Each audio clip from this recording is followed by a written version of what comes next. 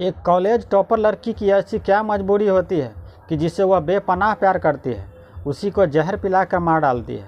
और बड़ी हैरानी की बात यह है कि जिस लड़के को वह जहर दे रही है, उस लड़के को मरते दम तक यह पता ही नहीं चलता है कि उसे कौन जहर दिया है और उसके साथ क्या हुआ है। तब वह कॉलेज टॉपर लड़की की ऐसी क्या मजबूरी होती है कि जिसे वह बेपनाह प्यार करती थी, उसी को जान से मारना पड़ता है। और कैसे वह उस लड़के को जहर देती है, कहानी के आगे जानेंगे। नमस्कार दोस्तों, मैं हूं अंकुश। आज की सच्ची कहानी जो आप सुन रहे हैं, यह कहानी केरल की है। केरल में एक कन्याकुमारी जगह है।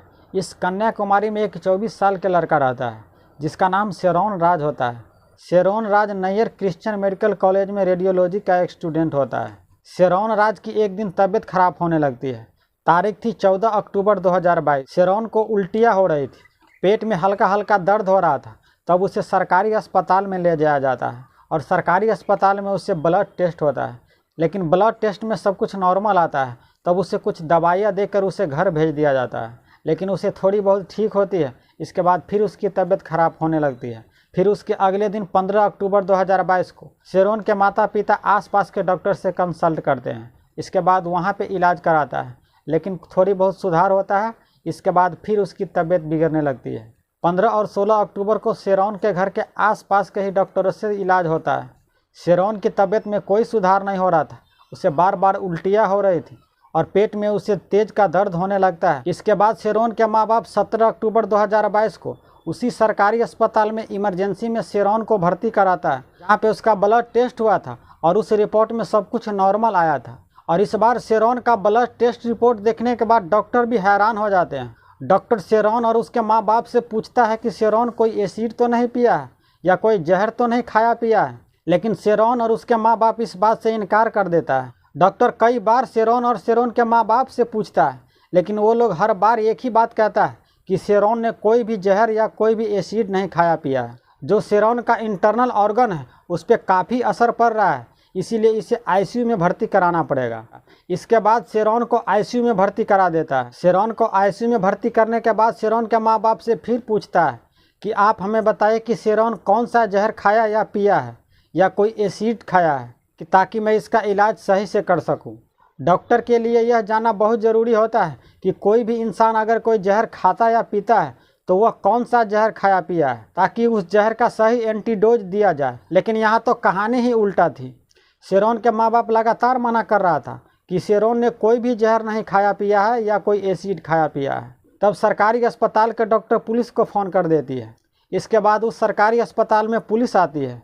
डॉक्टर पुलिस को यह कहता है कि शेरोन के जो हमने ब्लड टेस्ट किया था उसके शरीर में या तो एसिड या कोई जहर का मात्रा पाया गया है। लेकिन शेरोन और उसके माँ बाप इस बात से इनकार कर रहा है कि वह कोई एसिड पिया है या कोई जहर खाया पिया है। पुलिस शेरोन और उसके माँ बाप से पूछताछ करती है।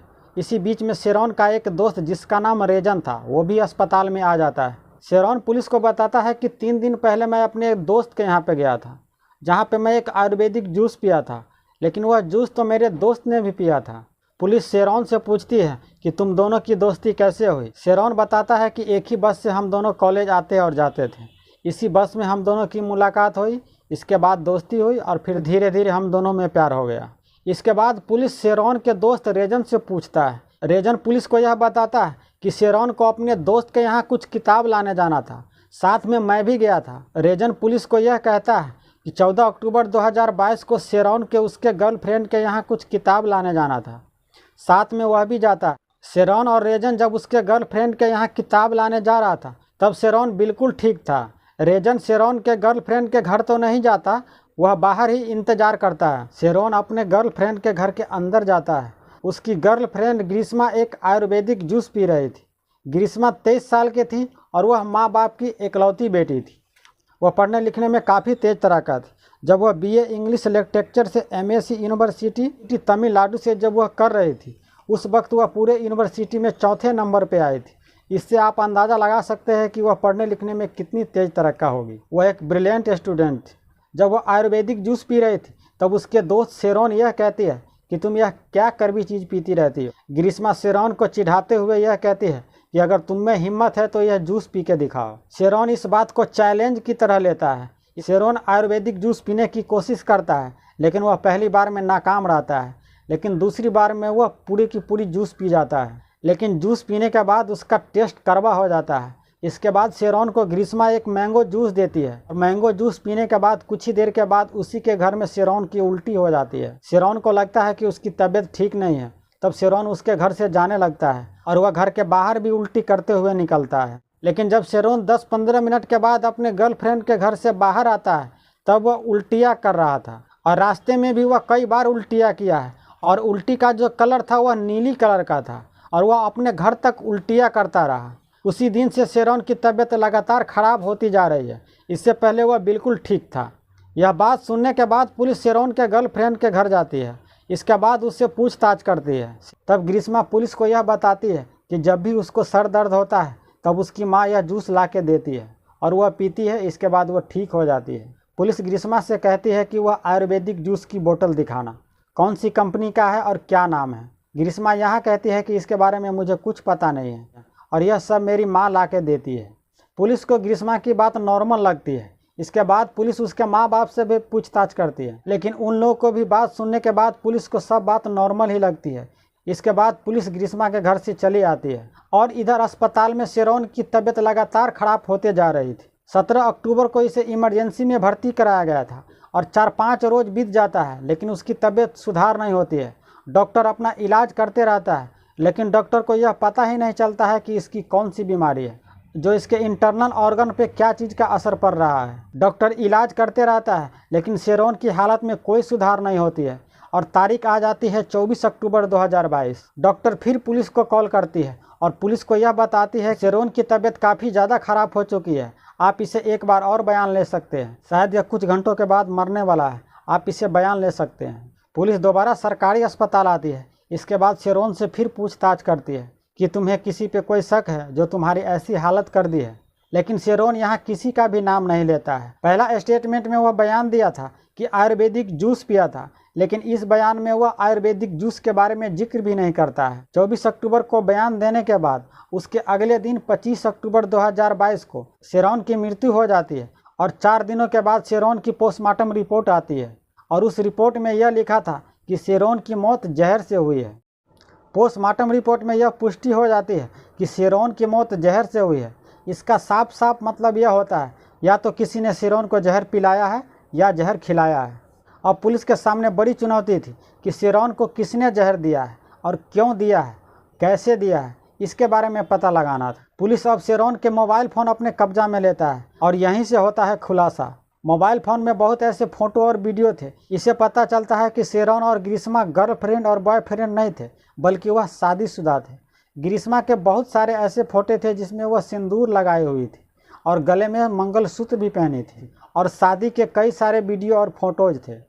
मोबाइल में कॉल रिकॉर्डिंग और चैट सब भी पुलिस को मिलती है। उस कॉल रिकॉर्डिंग और चैट में ग्रीष्मा काफ़ी चिंतित नजर आती है और बार बार आयुर्वेदिक जूस के बारे में वह जिक्र कर रही है। जब ग्रीष्मा शेरॉन से बातचीत कर रही है तब वह आयुर्वेदिक जूस के बारे में बताती है कि तुमने मेरे घर से वह आयुर्वेदिक जूस पी के गया था, तभी से तुम्हारा तबीयत खराब हुआ है, लेकिन वह जूस में ऐसा कुछ भी नहीं था।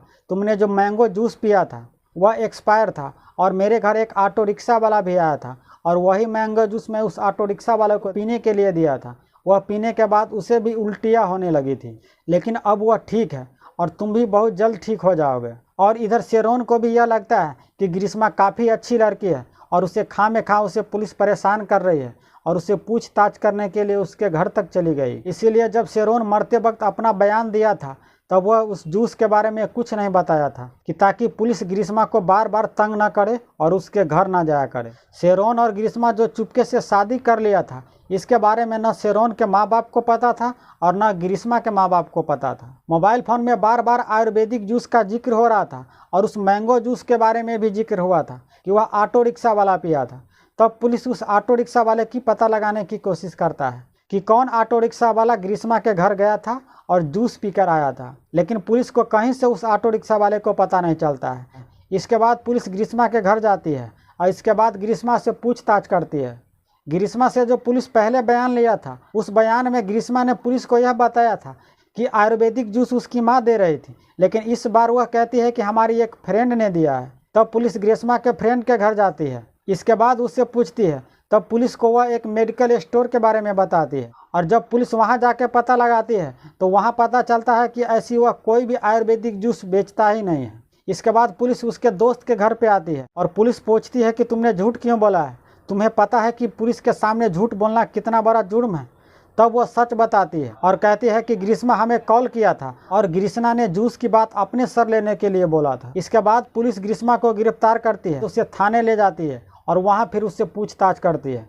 तब वह अपना सारा जुर्म कबूल करती है और वह कहती है कि हाँ, हमने ही शेरोन को जहर दिया है। ग्रीष्मा पुलिस को यह कहती है कि शेरोन और उसका रिश्ता उसके माँ बाप को पसंद नहीं थी, इसीलिए उसके माँ बाप एक आर्मी के जवान से उसकी शादी फिक्स कर देती है और मार्च 2023 में उसकी शादी होने वाली थी। इधर ग्रीष्मा और शेरोन चुपके से शादी कर लिया था। ग्रीष्मा अब अपने माँ बाप की बात मानकर उस आर्मी के जवान से शादी करने जा रही थी, लेकिन उसको शेरोन से पीछा छुड़ाना था। तब वो शेरोन से एक बार झूठ बोली थी कि हमारी कुंडली में ऐसा है कि जो मेरे साथ शादी करेगा वो मर जाएगा। शेरोन को यह बात कहने के बाद उसे ऐसा लगा था कि वह डर जाएगा और मुझे छोड़ देगा, लेकिन शेरोन कुंडली में विश्वास रखता नहीं था।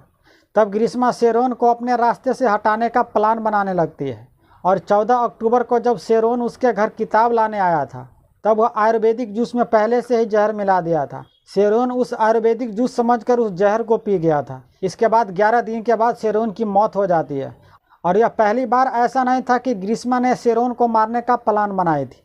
इससे पहले भी एक बार वह और प्लान बनाई थी। एक बार ग्रीष्मा शेरोन के कॉलेज में चली जाती है 2 कोल्ड ड्रिंक की बोतल लेकर। एक कोल्ड ड्रिंक में 50 पैरासीटामोल की दवाई उसमें डाल दिया था और वह शेरोन को पीने के लिए दी थी, लेकिन शेरोन को वह टेस्ट अच्छा नहीं लगा और शेरोन को यह लगा कि यह शायद एक्सपायर है या डुप्लीकेट है और वह दूसरी बोतल से वह कोल्ड ड्रिंक पीता है जो ग्रीष्मा खुद अपने लिए रखी थी। यहाँ एक बड़ी ताज्जुब होती है कि शेरोन ने ग्रीष्मा पे शक नहीं किया बल्कि उस बोतल पे शक किया। पुलिस ग्रीष्मा को अपने ही बॉयफ्रेंड को जहर पिलाकर मारने के जुर्म में गिरफ्तार करती है। ग्रीष्मा अभी फिलहाल जेल के अंदर में है। तो यह थी आज की सच्ची कहानी दोस्तों। इस कहानी के माध्यम से हम किसी की भावना को ठेस नहीं पहुंचाना चाहते हैं, बल्कि हम आपको सतर्क और जागरूक करना चाहते हैं। तो अब आप हमें दीजिए इजाज़त, हम आपसे अगले वीडियो में मिलते हैं। तब तक आप अपना और अपने पूरे परिवार का ख्याल रखिए। जय हिंद, जय भारत।